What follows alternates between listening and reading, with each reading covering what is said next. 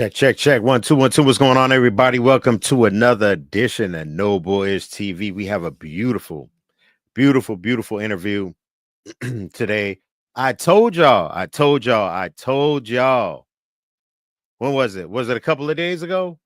I said that I'm going to have somebody on that's going to open y'all minds up, and it's going to be a dope interview.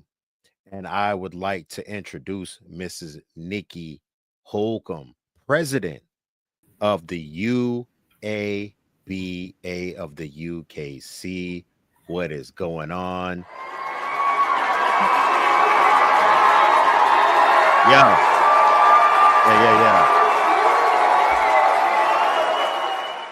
Welcome to No Bullish TV. We are honored to have you. I usually play my guest on, y'all. She doesn't like music from what I'm hearing. You know what I'm saying? So I guess she's strictly dogs, dog barking, howling is her music, y'all. What's going on, Nikki? How you doing? I'm doing all right. It's been a bit of a day, so a little flustered, but I think it's going to go great. I'm really excited to be able to participate. Hey, man, we're happy to have you. And with that being said, you are a busy person. I did kind of jump out there and asked you if you wanted to do an interview, and you took it. Within like a couple of days notice. I really appreciate it, and I think you have a lot to offer to our audience, which I call my no bullshitters.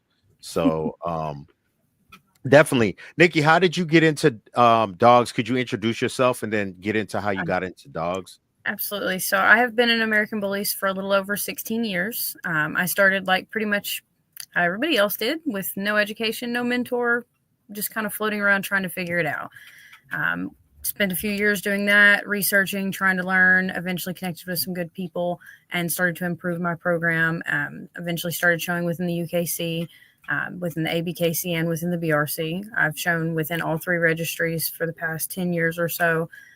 I decided that we wanted to kind of start moving towards whatever venues would be improving on the breed, whatever ways that we could start participating in helping do more than just show our own dogs. That kind of led us to the UKC. I like the professionalism of their registry. I like that they have so much rich history. A registry that's been around for over 200 years is pretty impressive, something that can go back that far. So that's kind of where we ended up leading to. Didn't really like where their breed standard was at. Wanted to help improve that. Wasn't really sure how. Was able to connect with a couple people that were like, well, we really need to start a breed club. That's what's really important here. That would help with everything. That would help the breed standard. That would help us to benefit OFA, getting a SHIC program started, encouraging more education, just getting more consistency, stability, and availability for education out there for people. So me and a group of friends kind of got together and started inviting more people in from different perspectives. It was really important to us that it wasn't just us and our small little posse of people. It needed to be people from all over the United States and even people from Canada. It needed to be people from different breeds, people that can give us different perspectives, people from different walks of life. It was very, very important that we got as many diverse perspectives in this as possible. And I think we pulled together a really nice group. We spent quite a few years on it. It was about a year and a half before we were accepted. There were pretty strenuous requirements that we had to meet as a group. And then we finally met those last year and had to participate in hosting a match, which is essentially a mock show. We completed that, and now we are officially the National Breed Club for the UKC. Which definitely gives us a lot of ability to influence different things. It gives us the opportunity to offer judges education, to offer breed education to a more wide range of, the general public. It gives us the ability to have some input on the breed standard. While we can't truly push a change, we can at least influence a little bit. It gave us the ability to enter the American Bully into the SHIC program through OFA, which was a huge step. The American Could you explain what the SHIC program is, please? We know what OFA is, so. Yeah, so the SHIC is through OFA. It is a program that states this is the required testing for this breed. Each breed has a list of recommended tests that are required to get their SHIC number, and then that basically says if a dog has their SHIC number, it says they have completed all of the recommended tests. Now, one of the interesting things about a SHIC that a lot of people are probably not aware of is you do not actually have to pass every single test to get the number. The goal of this program is the education It's not just about pass or fail, it's doing the tests. So if you do the tests that are on the list, then you can get your SHIC number. That's very important because it helps us to build the statistics for the American Bully breed so that we can actually track what health issues are truly affecting our breed and what health issues are maybe not. The prevalence of some of these things, such as cardiac issues, hip dysplasia, elbow dysplasia, and it also helps to get more education out there. It's easier to get people involved whenever you can send them a program and say, this is what we recommend. This is what's recommended for the breed. Here's why these were the recommended tests. Here's a little more information about these tests. And, here's where you can get them done. We do plan through the UABA to start offering at least 1 to 2 health clinics per year where breeders and fanciers and owners can come and get those recommended testings done and completed. And we also do have resources available for anyone looking for those clinics. This was a huge deal because up until now, the American Bully did not have a list of recommended tests. So the people that were interested in health testing had to just come in and do all the tests that they could think of, which became a huge laundry list of tests. It was thousands and thousands of dollars that people were having to put in. It was really off-putting for people that wanted to learn more about health testing when they were told, hey, you've got to do these 10 tests. That's a huge amount of health testing to get done. It's a vast amount of clinics to find. It was just very overwhelming for people. So now people will be able to come in and say, okay, let me look up our breed onto this official listing. It shows that we have 3 recommended testings, which is cardiac evaluations. It does have to be an advanced evaluation, which means an echocardiogram. Then we have hips and elbows. Hips can be done through OFA hips, or it can be done through pin hip, and then elbows need to be done through OFA. So it streamlines the process, makes it less overwhelming. It's very simple. It gets people interested in health testing and gets those statistics out there for us so that we can actually start improving the health of our breed. So you need a SHIC test, the pin hip or OFA hip test in order to join the UABA, right? You do not, actually. So we do not require health testing as a prerequisite for joining the UABA. And our main reasoning for that is we want to help educate as many people as possible. If you're not health testing yet and you're just interested in it, if you don't know anything about health testing and you want to learn more, if you're adamantly against health testing and you want to know why we really encourage it, we want all of those people to join, because the whole point of the UABA, the entire point of any national breed club, is to help get that information out there so that people can understand how it can benefit your breed. If we're seeing lots of dogs passing away from cardiac issues, if we're seeing lots of instances of hip dysplasia and elbow dysplasia, the only way that we can help lessen that in our breed is to get the education out there on why it's important to test. And that can only happen if we are welcoming. One of our main values at the UABA is to be united and welcoming. So whether you health test or not, you're welcome to become a member, and we're happy to provide that information for you in a welcoming, safe, friendly platform. That's amazing. The point that it's there, and that you actually share this with your members and people that are interested in joining, it is refreshing that you just actually have that there. I think I only spoke of one registry that is like that. And that, well, actually, it was a little stricter. I think she said you have to do a certain health test, and that was in South Africa, a bully club in South Africa. I'm not going to lie to you. I had my bad instances with the UKC and showing an American bully breed there. My dog, shots fired. It was I think it was 2018. I think it was 2018. We were like the #1 dog in the ABKC. And I was living in New England at the time. And so we went to a show in New England, and a friend of mine named Nick Angry Inc., right? He is a part of Duval Bullies. We went to the show. He had a dog that was more terrier style dog, and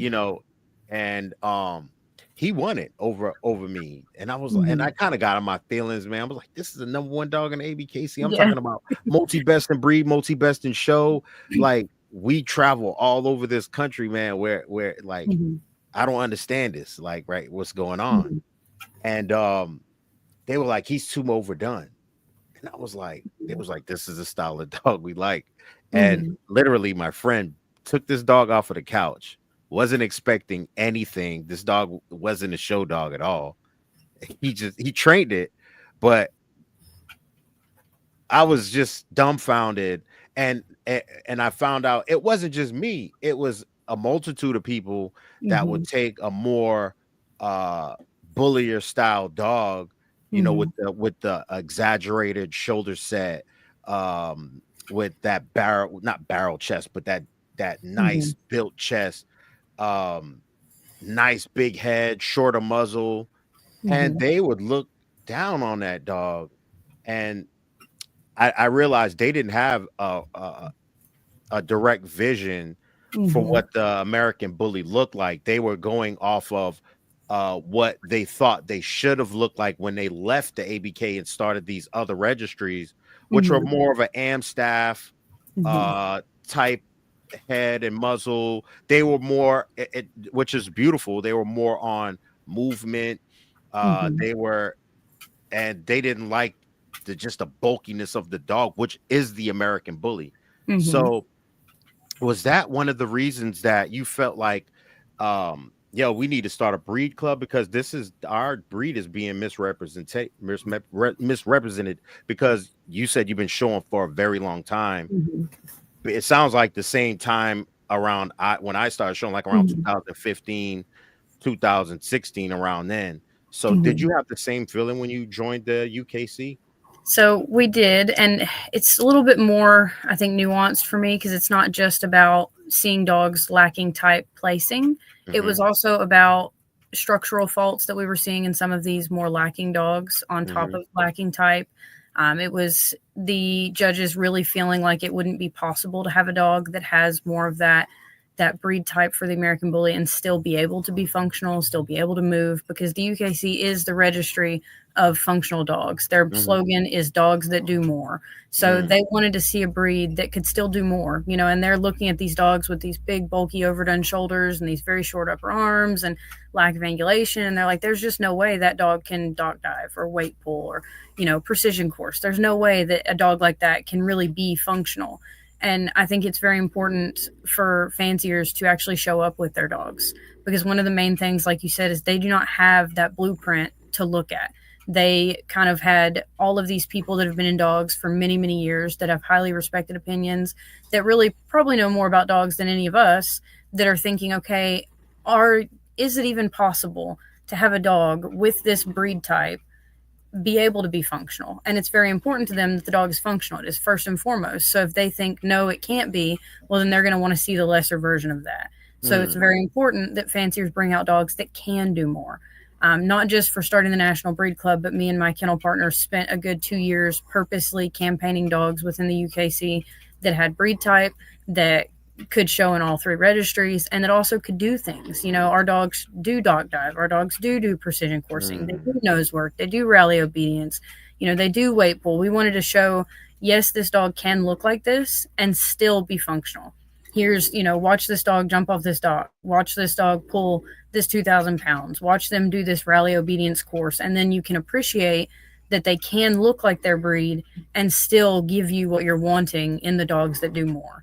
And we did change a lot of minds. Over that 2 years that we were showing, there were countless judges and other breed fanciers that would be like, look, we're amazed at these dogs. We love seeing them. They're big teddy bears.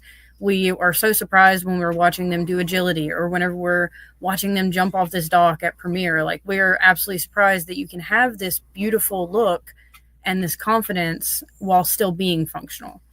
And so that was kind of what got our wheels turning, that we needed to get a breed club to be able to provide judges with more information about what this breed should look like. What should the head look like? What should the silhouette look like? What should the movement of the American Bully look like? What should their expression be? What should the coat type be? Not just what you assume it is, especially because the standard across all registries, if you just read it as it is, it really doesn't give you a true definition until you can see it. You can't just make it from that blueprint. You've got to be able to see it. So bringing those dogs out is really important. Even now, even with the breed club being very young and in its beginning stages, we're quite literally in the infancy. We want to see more of those typey dogs come out. And I think it is discouraging for a lot of people to come out and, you have this beautiful dog against this very terrier dog.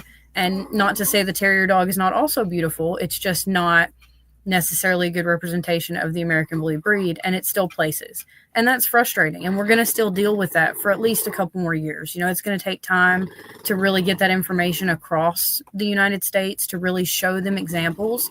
But if they're only ever seeing terrier dogs, if they look out into this ring of American Bullies and they see 8 terrier type dogs and 1 bully style dog, You're right. that dog looks really out of place. It looks Right. like that's the person that's breeding away from the standard, because they have 8 other examples of this. So it's really important we get those dogs out there so that we can say, look, this is actually what they look like. This is what they should look like. This is what breed standard shows. Yes, you're still seeing terrier examples, but they're not the majority. And unfortunately, that's going to take dedicated breeders that are willing to get out there and maybe not win for a little bit. When we started, we didn't win for a little bit. Maybe our dogs were overlooked for a little while, but we kept showing up because we wanted to show them this is what the American Bully looks like. This is what it can do. We want to showcase that amazing breed. It's not just about winning the ribbons or the titles. It's about actually showing them the blueprint that we want them to look at.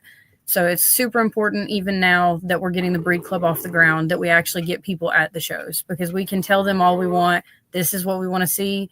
But until they're actually seeing it in the ring, it's going to be hard for them to believe us. How do they feel about pocket American Bullies? Because I know they were very confused about the range of the dog when we back in 2015, 2016. They were like dumbfounded and was like, hold up, like hold up, this is a what? This is all of these are American Bullies. This is a what? What, a XL? Like, pocket. Oh, please hide me. You know what I'm saying? Because the pocket American Bully was like an abomination to these judges within the UKC back in the past. I'm not saying now because I'm not sure if they have a bit more understanding. I think the pocket still has a way to go to be a perfect representation of the American Bully breed because of I feel a short upper arm. Some of them have the short upper arm, which creates a high rear. Some of them have too long of a back. Some of them have too short of a back, and the ones that have all the above, correct, back, short, too short, or too long, they it's all good. This is a dog show. He can snore all he wants. It's so loud.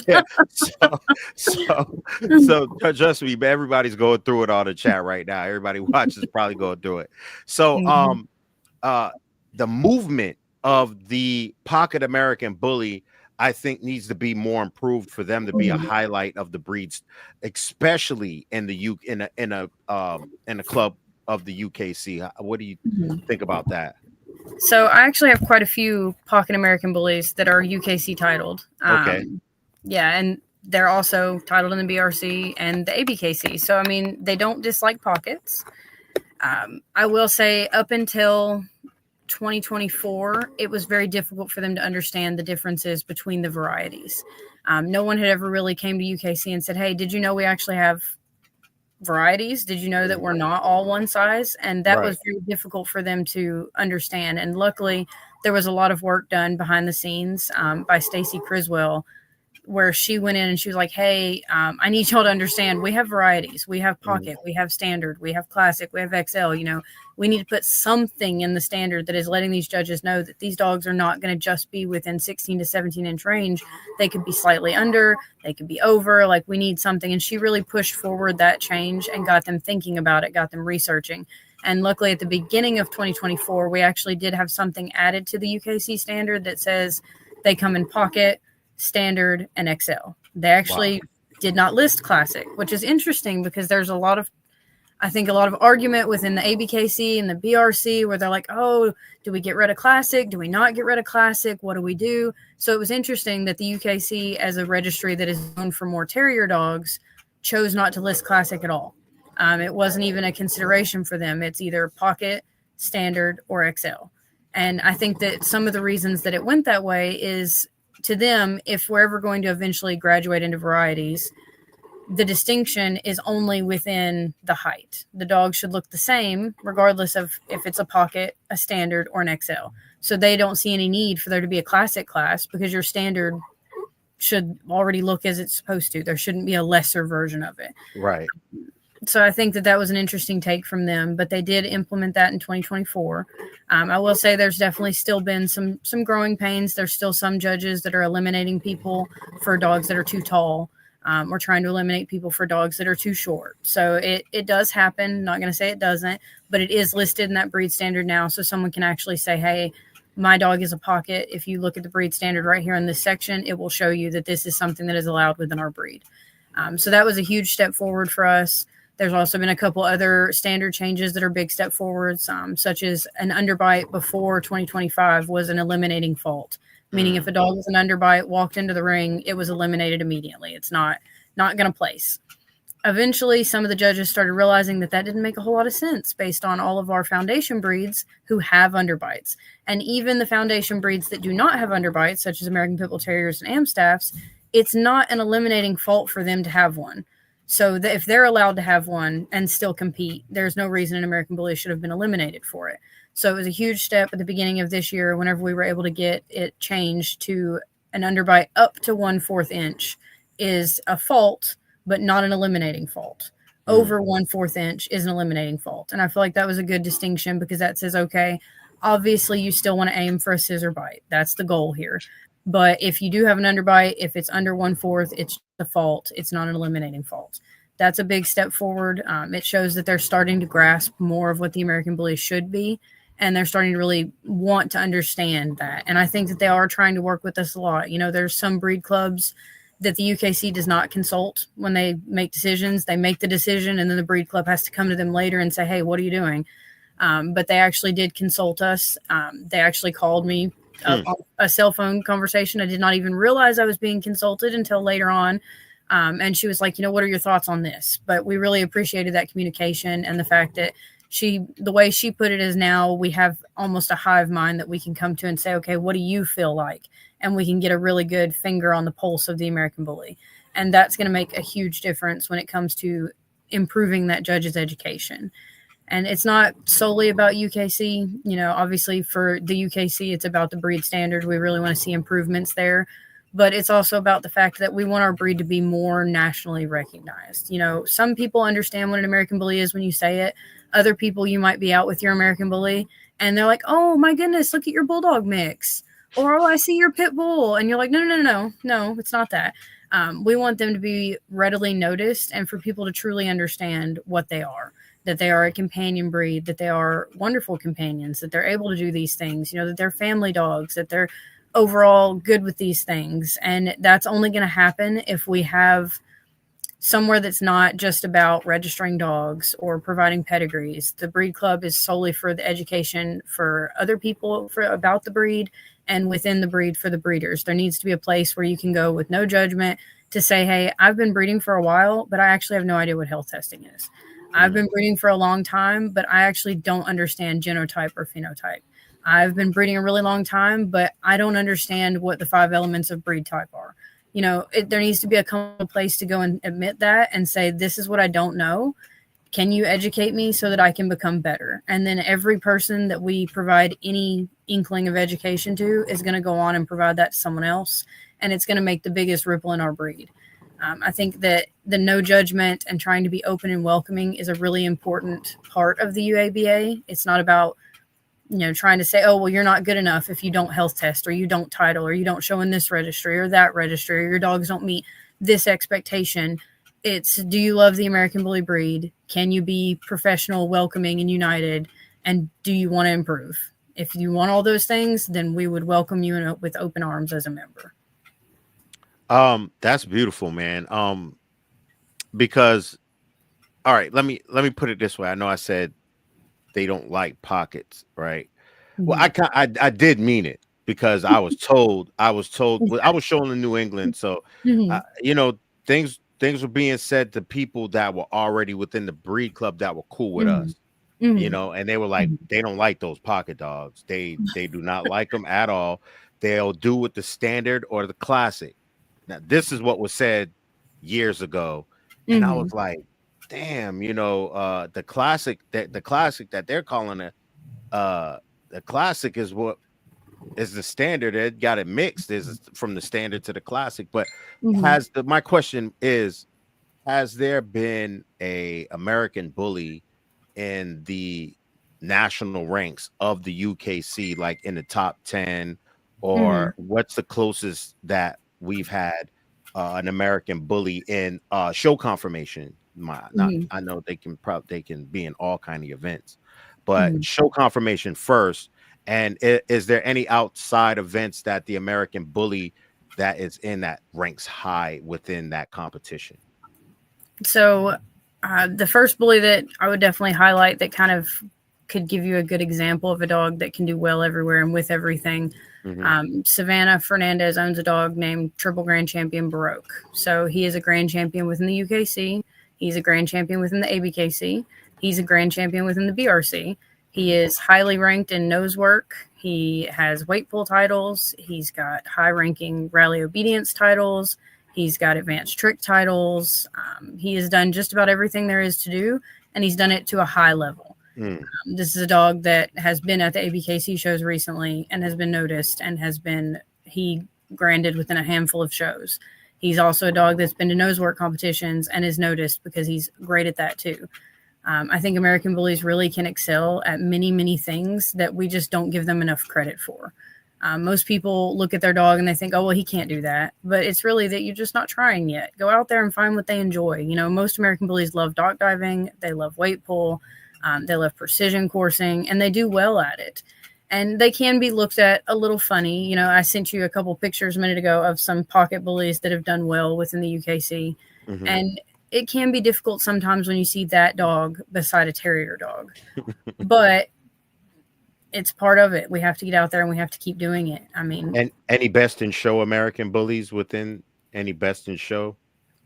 so we have quite a few best in show American bullies in UKC and ABKC. I mean, Baroque is one of best in show in or reserve in all three registries. We have Hmm. quite a few that have went best in show in UKC. It used to be a more rare occurrence for an American bully to be chosen for a best in show in UKC.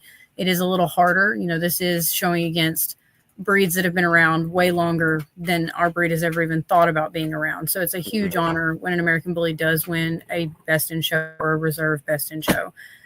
But we have had quite a few of it, and especially within the more recent years, there were many dogs over the past 2 years that have won a best in show or a reserve best in show in UKC. And some of those dogs have also won reserve best in shows in BRC or best in shows in ABKC. Most of them can title in both. It's not just one or the other. Does dog's age matter? Because I'm thinking about bringing my old ass dog back out because he's been he's titled Um, in every registry, mhm. and I'm looking for one more. So Yeah, so I don't know that age does not necessarily matter, and UKC actually is really big on honoring what they call veterans, which is any dog over the age of 7. he'll be a veteran. Mhm. So yeah, any dog over the age of 7 is Oh very shit! honored and is shown often. In other breeds, Right, right, it's not even a rare occurrence to see a dog that's anywhere from 6 to 8 still showing in the ring. Whereas in American bullies, most dogs are retired by the time they're 3 or 4. right. So it wouldn't be even an odd occurrence to see an American bully showing at 5, 6, 7. Wow, y'all have dogs that age 5, 6, 7 over there. Wow, that's So I have beautiful. dogs that are 13, 14 over here. No, no, it's a jab. It's just a joke because you know what's going on in the American bully community is kind of sad. Mhm. What a lot of breeders did, they I don't want to just. I'm not trying to go hard on like the extremes or anything like that, but I Mhm. think a lot of people that don't show American bullies, they're investing. You see it. They invest in Mhm. investing in the bloodline. That dog, that the stud or the sire of the bloodline is not even make it past 4 years old, Mhm. and they are chasing this kind of bloodline, which Mhm. are their offsprings aren't even lasting 3, 4 years old, and it's sad. But Mhm. you'll have a few people that try to justify it, even sometimes in the chat or mostly on social media. Oh, I got a 10-year-old so and so dog. I got a yeah, but let's look at the numbers. You're like Mhm. the 1%. Yeah. Do you see this going on within our breed? And is it kind of embarrassing when you go to like the UKC, which is they have dogs that live for they have Wild. longevity. Yeah, they have You know what I'm longevity. saying? And So, but I think, do they notice it? Do they see mhm, that? Oh, there's a lot of RIPS and angel wings going mhm, on with your breed. yes.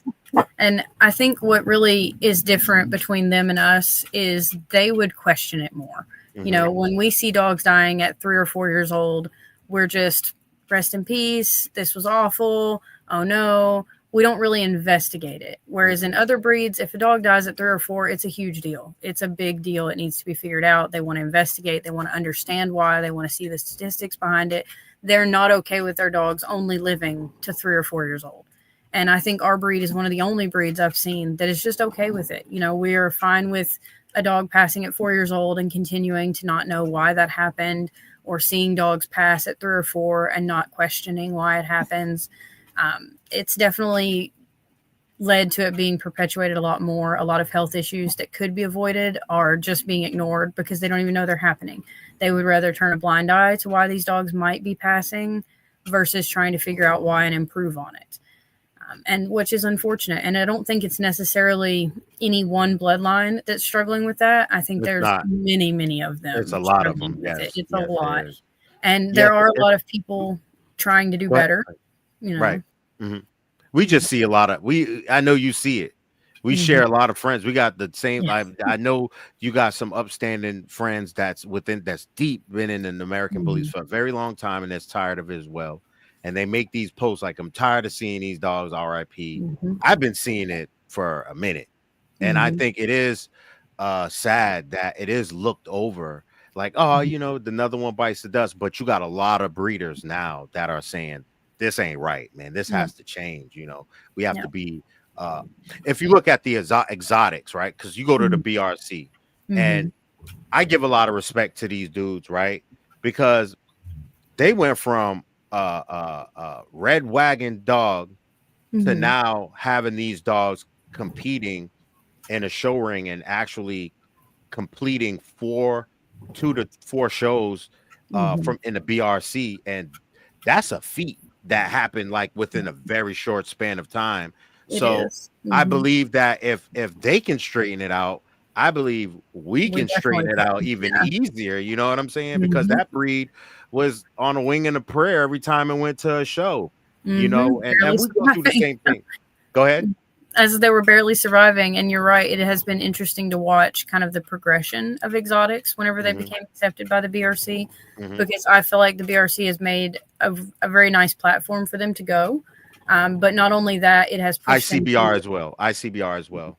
I yeah, don't know if for you've been to sure. any ICBR I shows, have but not been to any of their events yet. I've wanted to, but it always has overlapped with something else. they have But they have all the breeds too. mhm, They have. it's I awesome. went up against a I've been up against a poodle.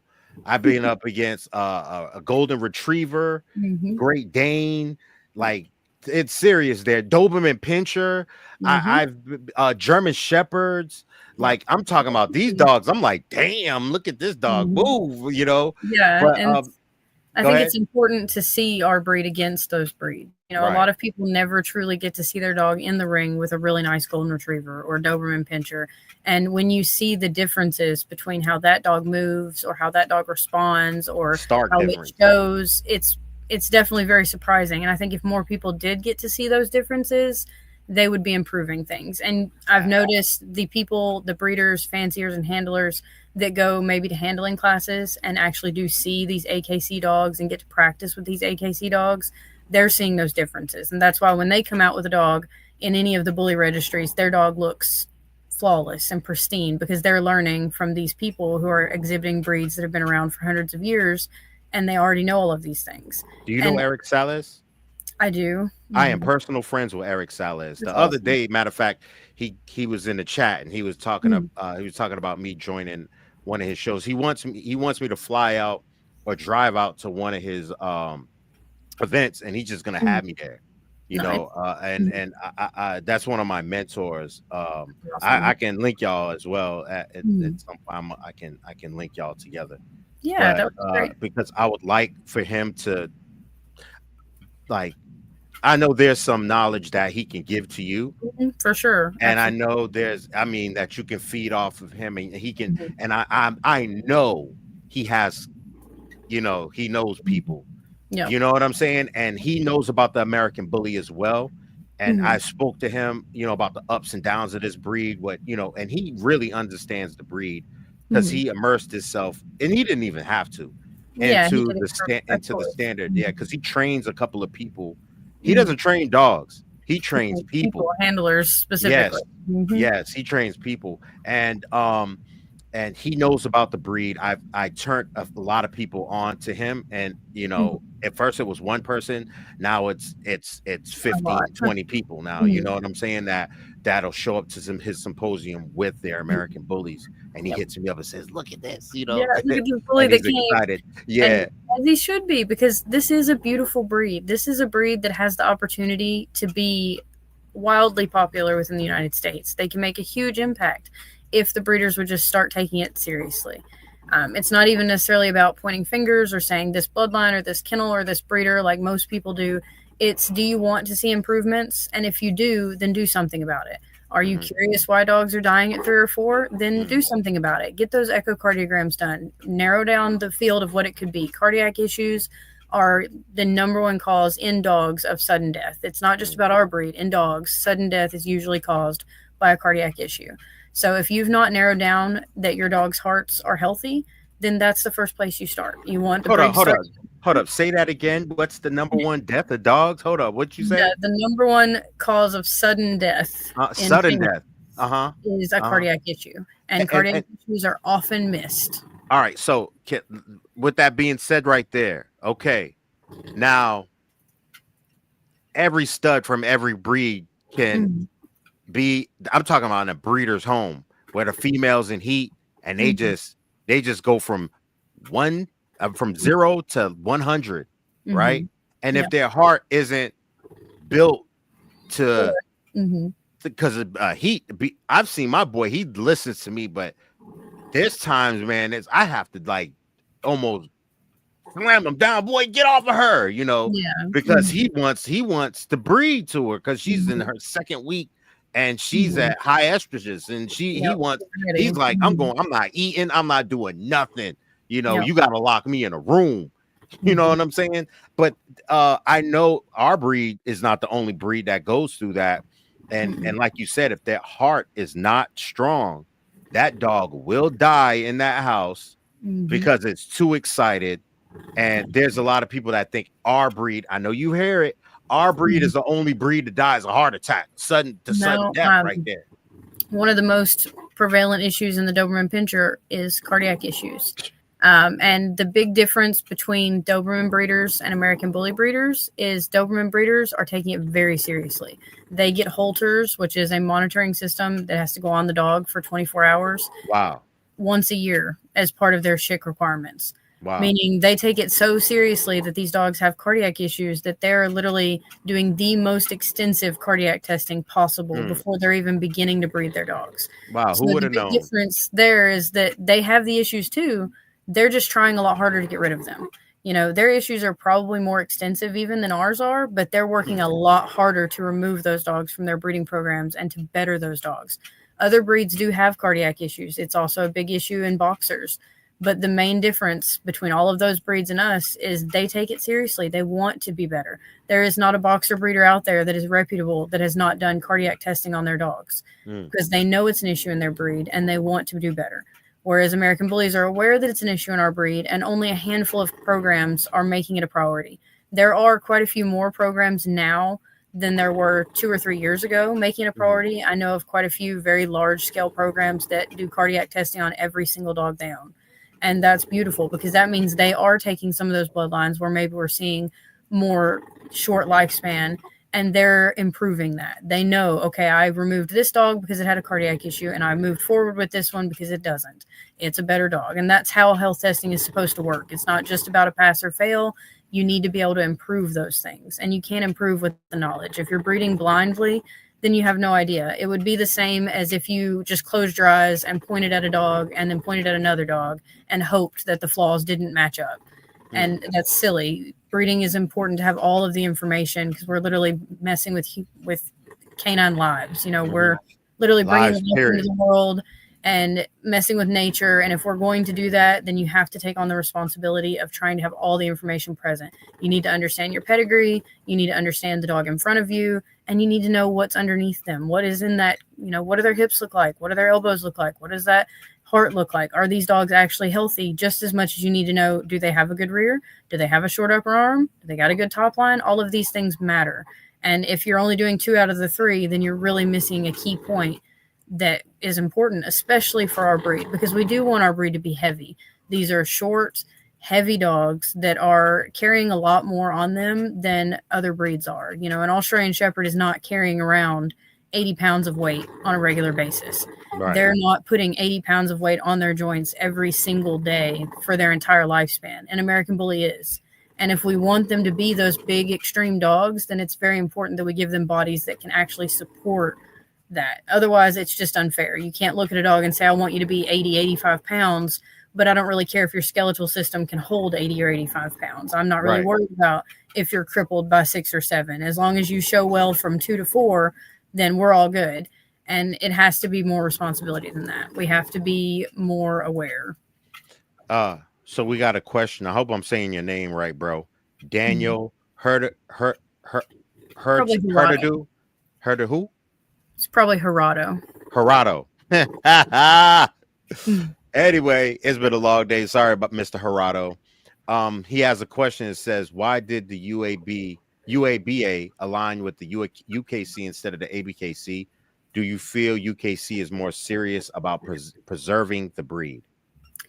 So I don't necessarily feel that they're more serious about it than ABKC. I think the big difference between the two is the UKC already had an avenue for this. The UKC has been around a very long time. They've dealt with many, many different breeds, and they already had an opportunity present to create a national breed club. This wasn't a new concept that we, as American Bully breeders, were like, oh, we want to do this. No, this was something that was available to all breeds through the UKC.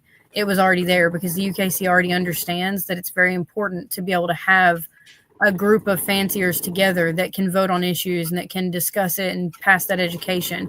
So it's not so much that they were more serious. They just already had that venue in place and they already understood its importance. Whereas the ABKC does not have an opportunity for a national breed club, nor do they necessarily, at least as far as I'm aware, have any want to do so. They kind of want to be the parent club for the American Bully, and they're not really interested in partnering or collaborating with anybody else, which is fine. That's completely, totally fine. But that is why we aligned with the UKC, because they already had this avenue for something like a national breed club. Right. Edge One, check this out. We have a bronchial breed. You know what I'm saying? We have a mix of bulldog within our breed. And not just that, people think pit bulls don't have breathing issues as well, but you run any dog at a certain point, you're gonna watch the tongue curl up, and it's just gonna be, ours is just not dogs bred for a purpose like a pit bull terrier, but we do have a bronchial breed. And I remember I was at a vet, and the vet, I was talking about the palate issues with the dogs, and they was telling me about, I can't remember what dog. It wasn't a terrier.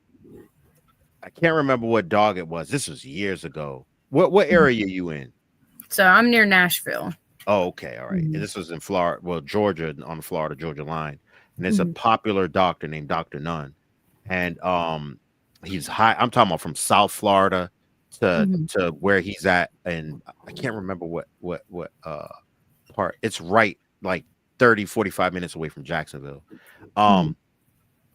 And one of his secretaries or one of his assistants was telling me there's a breed that shows in the AKC that they're required to have palate surgery for their dogs. I can't remember.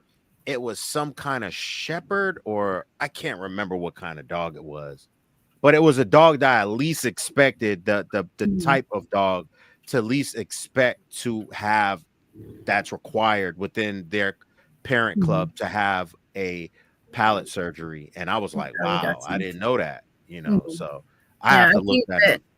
I think that altogether, elongated soft palates, pinched nares, and narrow tracheas are the three things that cause serious issues with breathing in any breed. Mm. And there are many breeds that deal with it. It's not just American Bullies, it's English Bulldogs, it's French Brussels bulldog. Griffon, it's French Bulldogs, it's Boston Terriers, it's even some levels of Chihuahuas. Like all of these dogs have this, and it's very important that breeders pay attention. You know, if you have a dog that has more pinch nares, then you need to be trying to breed to better. You don't need to be breeding dogs that can't breathe. If you're seeing elongated soft palates, then one, you do need to be helping those dogs out and ensuring that they're not passing away because you didn't spend the money on a reduction.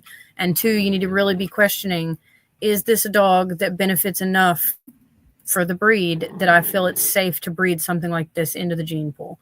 You know, how bad is this for this dog? How many things is this affecting? Are they able to play fetch in the backyard? Are they able to go on a car ride? Because if the answers are no to that, then that dog is not living a very fulfilled life, and maybe that dog shouldn't be bred. It's really important to think about those things, and it's on the breeders to do that, because judges are not necessarily able to go in and open up your dog's mouth and look for an elongated soft palate. Depending on the severity, you're not even going to be able to view that in the ring. Sometimes you can hear it. You know, if the dog is going around the ring and you are hearing that bad breathing, then that's an example of when you might could. But even so, it's the breeder's responsibility to bring the best dogs forward. And only the breeder gets the full picture of that dog. You know, the judge gets the dog that's in the ring on that day. They get to see the structure that's presented to them that day, the movement that's presented to them that day, and the temperament that is presented to them that day. They don't get all of the health testing information or watching that dog play in the backyard or how it is as a full picture. Only the breeder really gets that, and it's a breeder's responsibility to make the correct choices with that information. That is amazing. What is the name? All right, I didn't ask you this. Well, I did ask you. You got right strictly to business. And I try to find out, like, how long have you like, what was your first dog, and how did you bump into the American Bully, and what made you fall in love with the breed? So my first American Bully was actually an XL, which is how I knew right off the bat that XLs were not for me. I'm too tiny to have an XL. I'm only 4'11". There is no Oh, XL wow. that work together. He was a wonderful dog. He was fantastic. He was with me all the way until the day he passed away. So Yeah, nothing sorry wrong to with hear about him. that. He didn't pass till he was 14 and a half. So, I mean, he had a beautiful long life, wonderful dog. But I realized pretty quickly that he was an amazing dog, but too big for me. And that's when I started looking into pockets.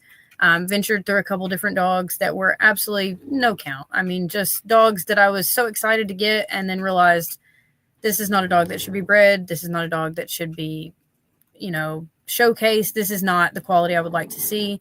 Eventually, I found my foundation male, which is Holcomb's the Park Place Ritz. He was bred by Genya Boy Bullies, and unfortunately, they were not put onto his papers because they did not want to be. So people always ask me that all the time. It wasn't that I chose to drop their prefix. It was that they chose to drop their prefix. And then Holcomb's got put on it because in the UKC, the last name gets put on if there's no prefix. Is this him right here? No, that is one of his sons. So that is Okay. Goose. I produce Goose. But Ritz was my foundation stud. I seen him when he was 5 months old. Absolutely had to have him. Everything for the most part within my program is based off of him in some way. He was an awesome dog, still is. He turns 12 this year, is still with me, is great. He was one of the first dogs ever health tested. He was health tested at 6 years old. So obviously I've not been health testing from the beginning either. You know, I was also that person that had no idea what that was or how important it was. And when I found out Ritz was already 6 years old, he had hundreds of puppies by then. And I was absolutely terrified that I was going to go in and test this dog and he was going to have some major health issue and I was going to feel awful for all of these puppies that had been created. Luckily, he did not. He passed his cardiac. He passed his embark. Everything looked good on him. His hips were not as pretty as the dogs I produce now, but they were not absolutely atrocious. And I was able to build off of that. But if I hadn't taken that knowledge, then I couldn't have built for better. And then Colson is one of our more recent dogs. He's in the top 10% for pin hip for the breed. So you can have a very typey dog with beautiful hips. I mean, there are dogs out there that are absolutely typey with lovely hips and elbows. Caitlin Hornbacker's program has some absolutely gorgeous typey dogs that have beautiful hips and elbows. Sam Leem has quite a few dogs, believe it or not, that are very health tested. He just does not push that information out there, and they have beautiful results. So you can have a very nice Type E American Bully that's still healthy. Who's this dog right here? That is Colson. That's another one of your dogs? Yep. He's a dual champion. He's a champion in the UKC and the BRC. He's showing an ABKC now. He's major pointed in the ABKC as well, and he is in the top 10% of the breed for pin hip, and he's advanced cardiac normal, elbows normal, really beautiful Type E dog with nice health testing. Man, hey, this was an honor, man. I'm not gonna lie. You dropped a lot of jewels and a lot of information. And I know you probably feel like you didn't, but you did, because this is just a conversation that we have with, like, on a regular, you know. Mm-hmm. I'm pretty sure if you were talking to I'm pretty sure you've had so many conversations like this with just other people who are interested in the UABA, and you just, I could tell it's automatic in you, because you were just like, you know, it was like a machine gun of information. You know what I'm saying? So could you let everybody know what your kennel club is? Your breed club, as far as you, and where they can find you at, and how they can join the UABA if they're interested. Yeah, so it is the United American Bully Association. You can look it up on Facebook. That's the easiest way to join as well. We have a pinned document section that the new member application is listed in. If you have any trouble finding it, you're more than welcome to message the page, or you can message me personally. My Facebook is under Nikki Holcomb, very easy to find. You're more than welcome to message and ask any questions about the UABA. We're always happy to help new members, and we definitely want anyone that is interested in improving the American Bully breed to come and join. Everybody is welcome. And can you you said Nikki Holcomb. You have an Instagram? Or I do, though it is under my kennel name. The United American Bully Association does not have an Instagram yet, but they will hopefully in the next couple months. My personal Instagram is under Simply Bullies. Looking for the website. Oh, here we go. American Bully Association. Oh, hold up. This is y'all? We don't have a website yet, so unless it's a Facebook, our website's in the process of being built right now. Oh, yeah. I guess that's what I'm looking at, because it says Nashville, Tennessee. I'm going to show you what I'm looking at right now. Hold on. I guess this is y'all website that's about to be built right now. I don't know if that is. You might want to check into that. That's not us. So ours would start with the United. So that one says American Bully Association. Ours would be United American Bully Association. I'm tripping then. Yeah. And okay, I was ready to do some investigation. Like, what's going on? Hold on, man. Y'all trying to jack our style now? Yeah, our website probably will not be launched for another couple months at least. It's being built by a group of professionals. We want it to be really easy access and have all the information you need. So right now, the best way to get information is that Facebook page. Eventually, we will link an Instagram. Like I said, we're still in the infancy, and we're mostly focusing our energy on those really important things, like getting that SHIC program going and getting judges education out there. So some of the things like website and Instagram are going to come a little bit later. Right, man. Hey, this was a breath of fresh air, man. I'm not going to lie to you. For real. Oh, somebody's talking about the treats. Beautiful dogs. Salute Joel. And that's he's talking about my wife and them delicious dog treats. I really appreciate it. I'd like to taunt and say I have the best dog treats on the market. You know, there's nobody that can make dog treats like me. I've sold to people in the UKC, AKC, and then they tell me the same thing. Like, hold up, how did you make these treats again? Because I remember this one lady. She shows water. It's a slimmer dog, but it's the water something. They have water dogs. I think it might. It was a white one. I think it was a white dog.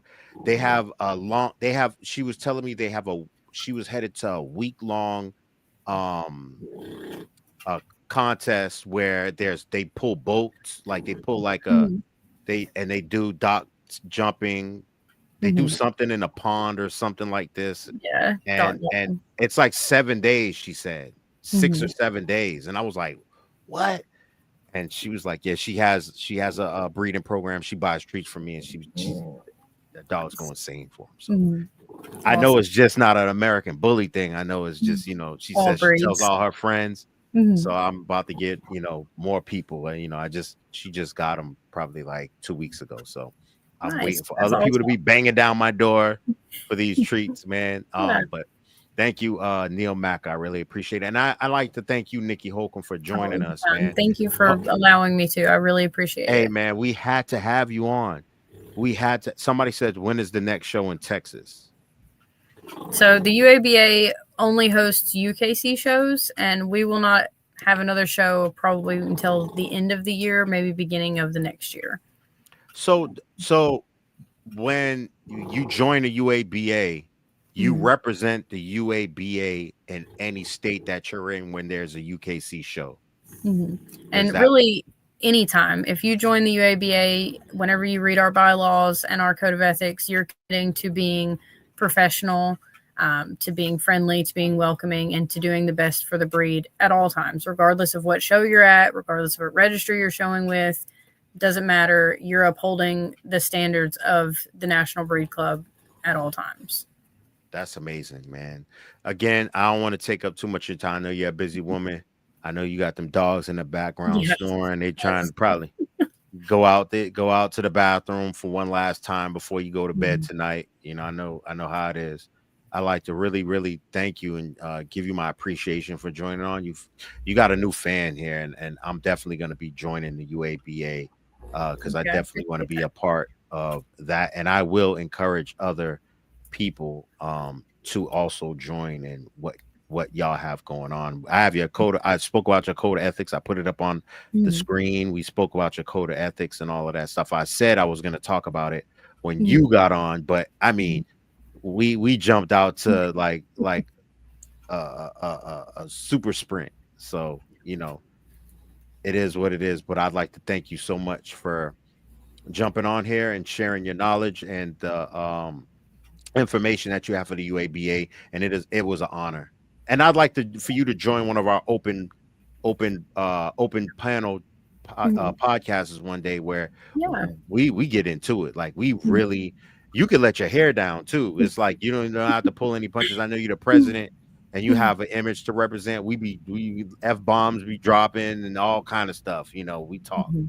but I would love to have you on for one of those because we get into the nitty and the gritty of the American bully. So thank you, Nikki, again, and you have a blessed day. You too. Thank you. Yes, ma'am.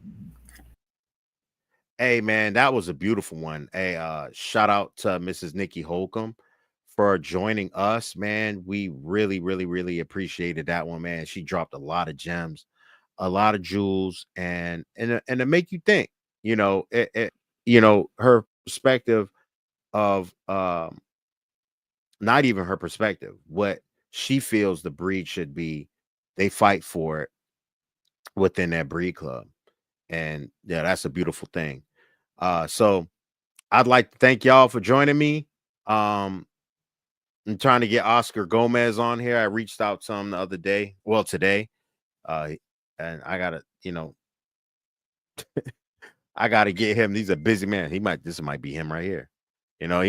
He's a busy man, and definitely trying to get him on here so he can tell his story. I seen him on a podcast. I think it was the day before yesterday, or was it yesterday? Um, on Facebook, he was on a live. It could have been a podcast. It was Oscar Gomez, um, and definitely enjoyed seeing him on there. Uh, let me see. So glad you got in touch with her and had her on. Great show. Hey, thank you, Jennifer, man. I really appreciate it, man. Really, thank you. I think it was you that turned me on to her. And if it was, thank you so much. I really appreciate it, man. We really needed that information to touch the airwaves, man, because there's a lot of people that need to follow suit. And let me see.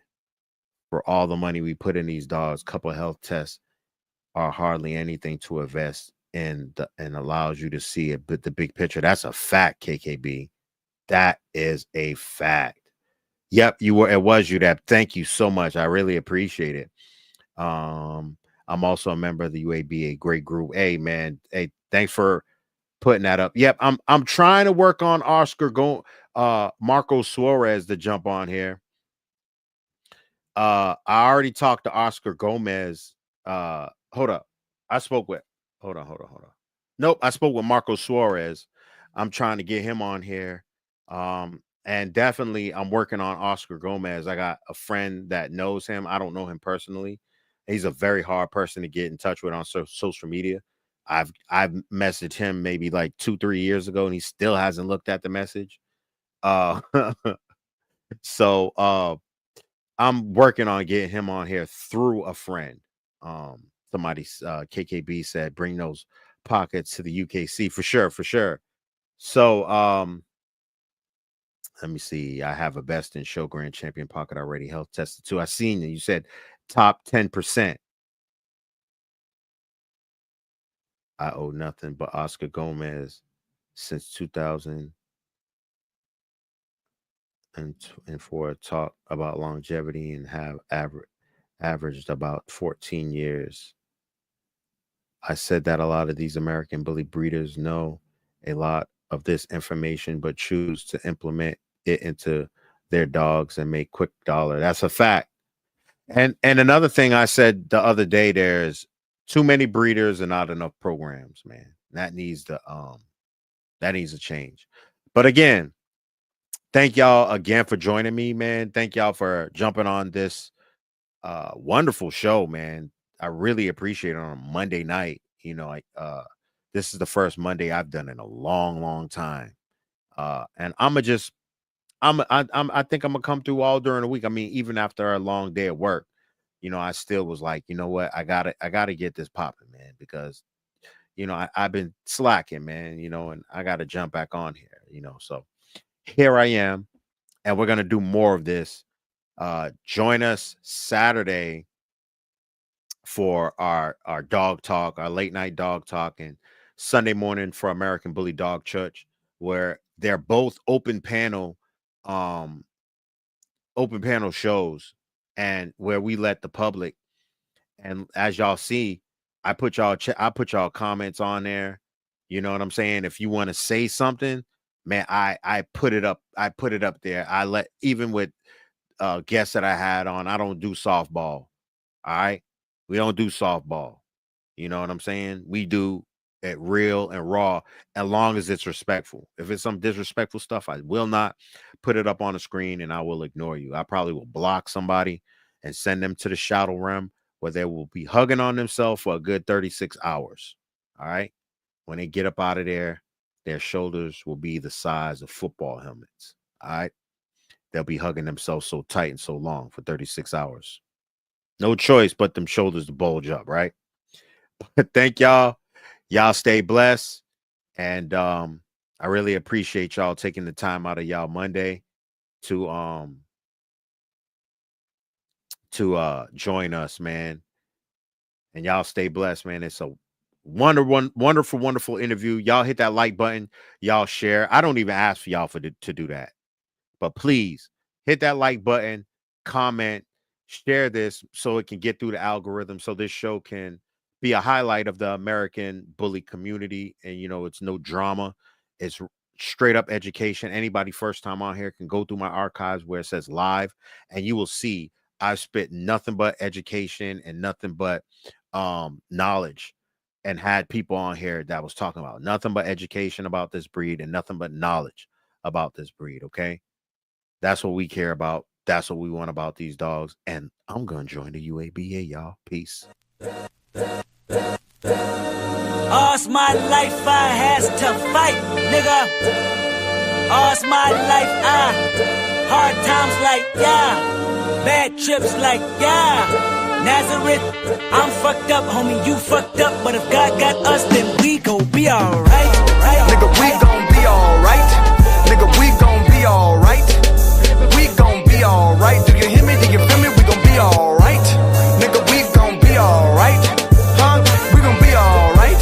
Nigga, we gon' be alright. Do you hear me? Do you feel me? We gon' be alright.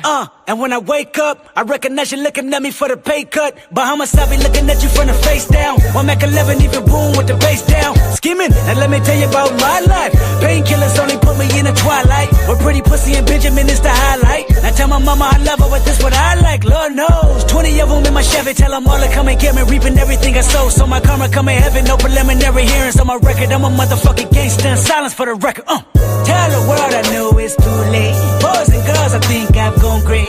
Trying to side my vices all day. Won't you please believe when I say, when you know we've been hurt, been down before.